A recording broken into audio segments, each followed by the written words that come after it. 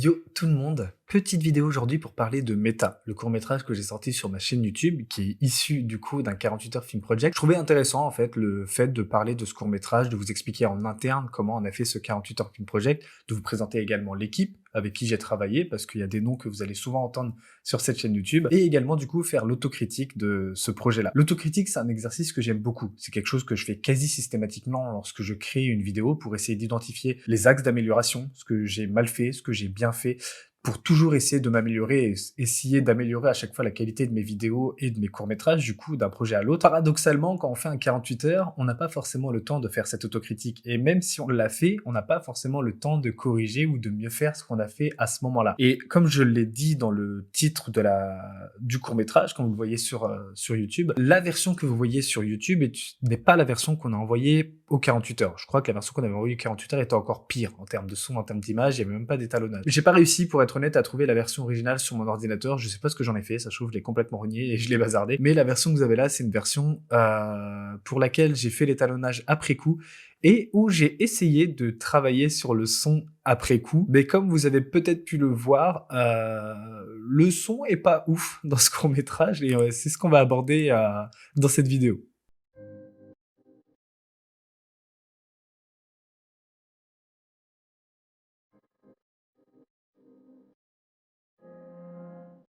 Et avant de parler du court-métrage, je vais quand même vous présenter l'équipe. Pour ce 48 heures film project, on était 4. On avait donc Julien, Doc Pixel, c'est peut-être un nom que vous avez déjà vu dans les vidéos que j'ai sorties, notamment Rêve de gosse, parce que c'est le vidéaste qui m'accompagne quasi systématiquement à chaque fois que je fais un court-métrage depuis maintenant plus de 8 ans, je crois, ça commence à faire un petit moment. Et on aura peut-être l'occasion de l'avoir sur cette chaîne via un podcast où on parlera justement de tous les projets qu'on a fait ensemble. Je lui ai proposé, il avait l'air hypé, et c'est un contenu qui pourrait être cool à faire.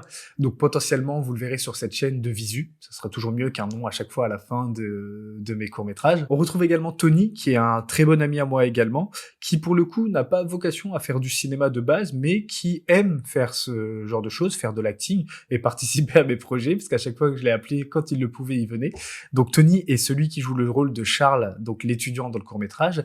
Et enfin, on a Boris, qui est une connaissance avec qui j'ai plus trop de contact aujourd'hui, je suis désolé, mais qui était présent également pour ce 48 heures pour jouer le rôle du coup du mastermind, de l'antagoniste de l'histoire en quelque sorte. Donc Meta, ça parle de quoi? Meta, c'est un court-métrage de science-fiction, et c'est bien la première fois que je faisais un court-métrage de science-fiction.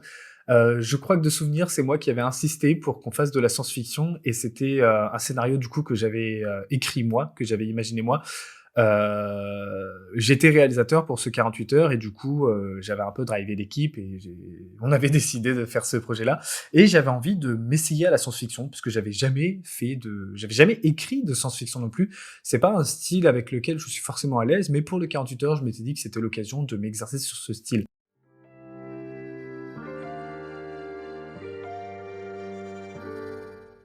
Meta est un court-métrage de science-fiction avec un pitch qui est relativement simple, en espérant que vous ayez compris l'intrigue du court-métrage lorsque vous l'avez vu. Ça parle tout simplement d'un homme qui a créé un monde virtuel et qui a trouvé le moyen d'emprisonner des personnes de notre réalité dans ce monde virtuel. J'espère que vous avez compris ça quand vous avez vu le court-métrage, parce que sinon c'est qu'on s'est vraiment planté. Mais du coup, cet homme est joué par Boris, que vous avez vu du coup dans le court-métrage, et dans Meta, il décide en fait d'emprisonner un étudiant qu'il rencontre dans la rue, en lui faisant croire qu'il peut l'amener directement dans son futur, sans passer par la case études, recherche d'emploi et toutes les galères qui peuvent venir suite à ça. Et le court-métrage se termine par un espèce de petit twist où, lors de la signature du fameux contrat qu'il lui présente, Charles se retrouve emprisonné en fait dans un monde où il semble être seul, jusqu'à ce qu'il rencontre moi. Et qu'il se rende compte qu'en fait, c'est un monde où les gens sont bloqués, où on ne peut pas mourir, où on ne peut pas s'échapper, en fait, à la merci totale de l'homme qui l'a emprisonné au début du court-métrage. Voilà le pitch de base de Meta.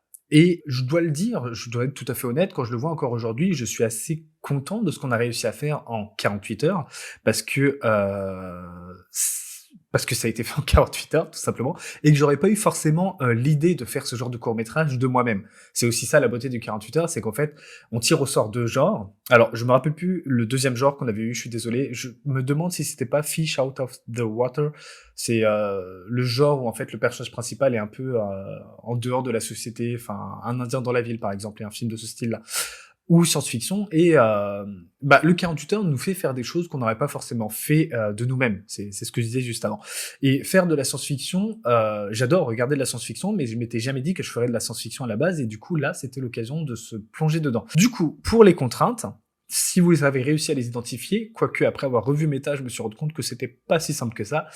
Nous avions comme personnage donc Charles Belin, qui devait être un étudiant. Il fallait placer une corde et la phrase était « ça ressemble à ça ». De visu, lorsqu'on regarde Méta, la phrase est assez facilement identifiable. La corde, on la voit à la fin avec pour personnage qu'il l'a autour du cou pour symboliser au fait le fait qu'il a essayé de se suicider pendant plusieurs jours dans ce monde virtuel, mais que ce n'est pas possible. Mais pour le personnage, c'est un peu plus compliqué parce que j'ai regardé Méta pour le coup pour cette vidéo et je me suis rendu compte que on a écrit Charles Belin sur la tablette lorsqu'il signe le contrat, mais ce n'est pas si clair que ça lorsqu'on voit la chose. C'est signé, juste ici. Pour ce 48 heures, du coup, faisant de la science-fiction, s'est posé la question des effets spéciaux.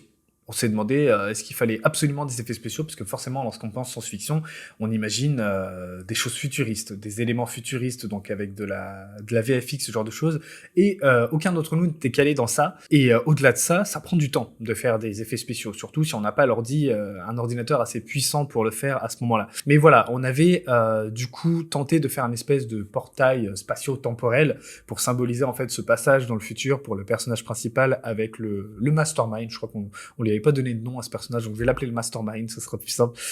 Et le deuxième effet que on a intégré dedans, c'est l'effet d'incrustation à la toute fin du court-métrage, lorsqu'on passe de la tablette au point de vue du Mastermind, pour le coup.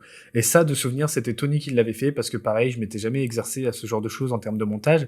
C'était donc les deux effets qu'on avait essayé de faire.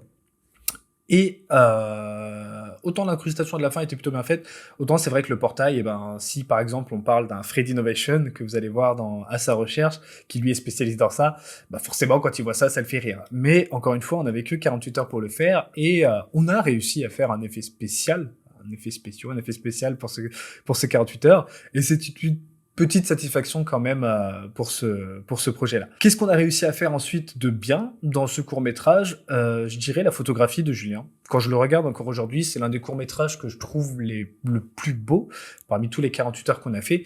Alors, il y a un peu de triche parce qu'il y a de l'étalonnage que j'ai fait dans la version YouTube qu'il n'y avait pas dans la version qu'on a projetée au cinéma. Et encore une fois, je m'en excuse, mais il fallait que je limite un petit peu la casse pour YouTube parce que sinon ça allait être une catastrophe.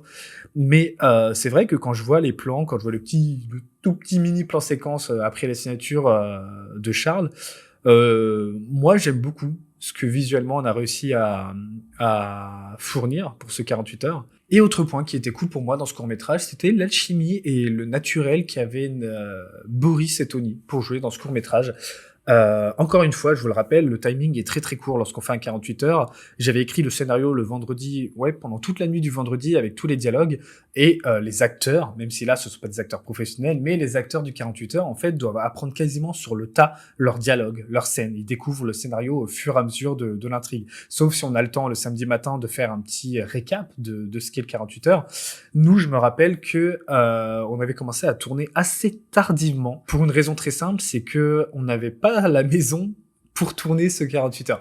Il nous fallait absolument un lieu qui transpire un petit peu la richesse et le luxe, enfin en tout cas la vie stable, la vie réussie, pour bien illustrer en fait ce futur de réussite que le Mastermind propose à Charles, et on n'avait pas ça à disposition. Donc on a dû appeler pas mal de personnes, et au final c'est une amie de Boris qui a pu nous prêter sa maison pour tourner la chose, mais le temps qu'on arrive sur les lieux, qu'on repère un petit peu les lieux, qu'on voit où est-ce qu'on peut tourner, qu'est-ce qu'on peut tourner, les plans qu'on pouvait faire, etc., je crois qu'on a commencé à tourner vers 15 heures, et c'est assez important de souligner ça pour comprendre quelque chose qui se passe dans le 48 heures après. Cet élément, en fait, c'est tout bête, mais c'est à la tombée de la nuit. Comme on s'est mis à tourner assez tard, parce que commencer le tournage d'un 48 heures le samedi vers 15-16 heures, c'est tard, et lorsqu'on s'est retrouvé dans la véranda pour tourner le dialogue entre Boris et Tony, au bout d'un moment, lorsqu'on a voulu faire une pause pour faire des plans un petit peu de transition, des plans de coupe, des éléments du décor, etc., quand on est retourné à la véranda, tout bêtement, on s'est rendu compte que la luminosité était pas du tout la même. Et là, on s'est retrouvé un peu bloqué parce qu'on n'avait pas complètement fini de tourner le dialogue, et il a fallu qu'on réfléchisse sur le tas à une solution pour continuer notre histoire, en fait, surtout la terminer. Je crois que c'est moi, à ce moment-là, qui a imaginé qu'en fait, justement, la nuit serait un élément narratif qui montrerait, en fait, visuellement qu'il y a un changement dès lors que Charles décide de signer, en fait, le contrat. Je me suis dit, on va faire un plan juste de transition où on voit la caméra qui descend vers la tablette avec Tony, donc Charles, le personnage Charles, qui signe ce contrat. Et lorsque la caméra se relève, toutes les lumières sont allumées, il fait complètement nuit, le personnage de Boris n'est plus là, ce qui montre bien qu'il s'est passé quelque chose de bizarre, quelque chose d'étrange, en fait, dès qu'il y a eu la signature. Et quand je regarde le court-métrage, je trouve que c'est l'une des choses qui passe quand même assez bien, qui n'était pas prévu du tout pour le coup, et c'est aussi pour ça que je fais ce genre de vidéo, parce que je trouve ce genre d'anecdote cool, mais le fait que lorsqu'il signe, la nuit est complètement tombée, qu'il y ait des lumières de partout et qu'il se retrouve dans un environnement complètement vide, pour le coup, c'était pas du tout prévu, mais c'est quelque chose qui nous a permis de mettre un espèce de twist, un petit élément visuel, narratif, qui raconte quelque chose dans l'histoire de ce court-métrage-là, et qui montre vraiment qu'il y a un élément, il y a quelque chose d'étrange qui s'est produit lors de la signature de ce contrat, et j'en suis plutôt fier quand je vois le rendu parce que c'est encore une fois quelque chose qui fonctionne plutôt bien.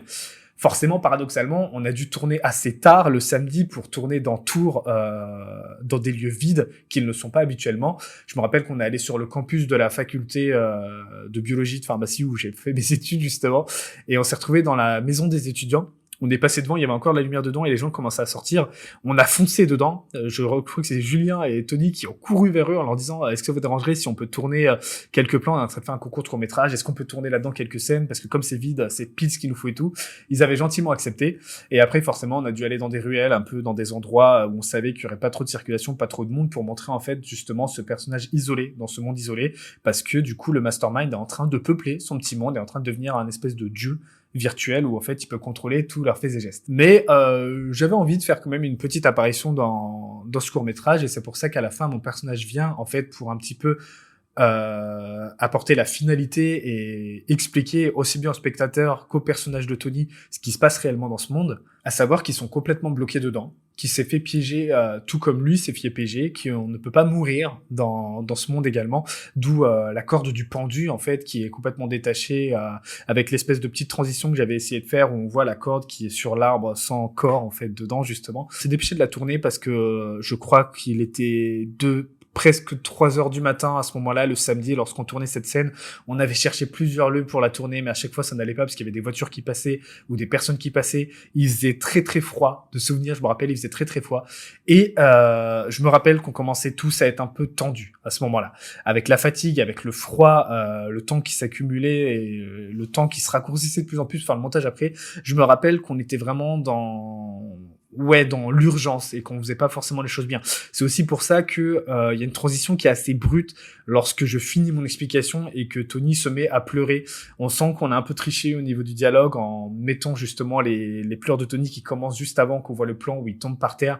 Mais voilà, c'est un petit peu dommage parce que encore une fois, là c'est la fatigue qui a joué parce que avec un jour de plus, je pense qu'on aurait pu faire quelque chose de vraiment cool avec ce sujet-là. Mais du coup, Meta met en avant un problème que j'ai depuis mes tout débuts sur YouTube et c'est assez dingue.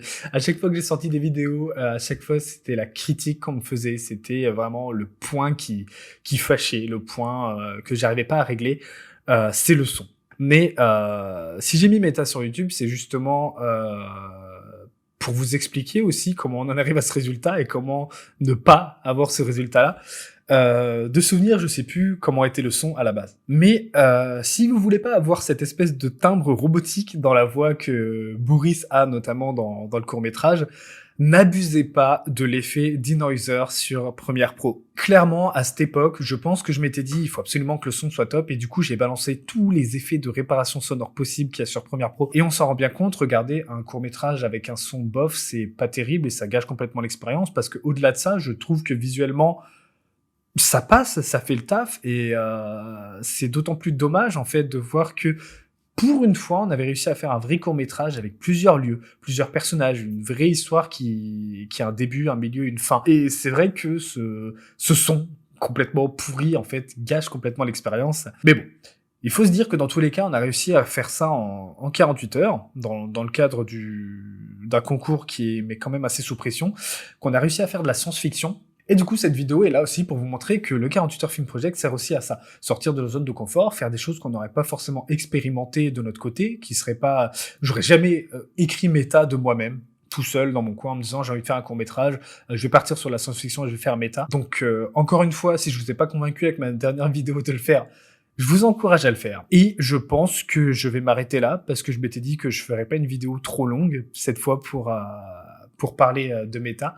Enfin bref, vous verrez prochainement donc À sa recherche, un court-métrage que j'apprécie aussi énormément. On aura le temps d'en discuter et du coup vous aurez un vrai making-of avec des plans de tournage, ce que je n'avais pas pour méta, je m'en excuse. Mais d'ici là, portez-vous bien. Je vous dirai prochainement quand est-ce que toutes ces vidéos sortiront, pardon. Et il me reste plus qu'à vous dire à la prochaine. Peace.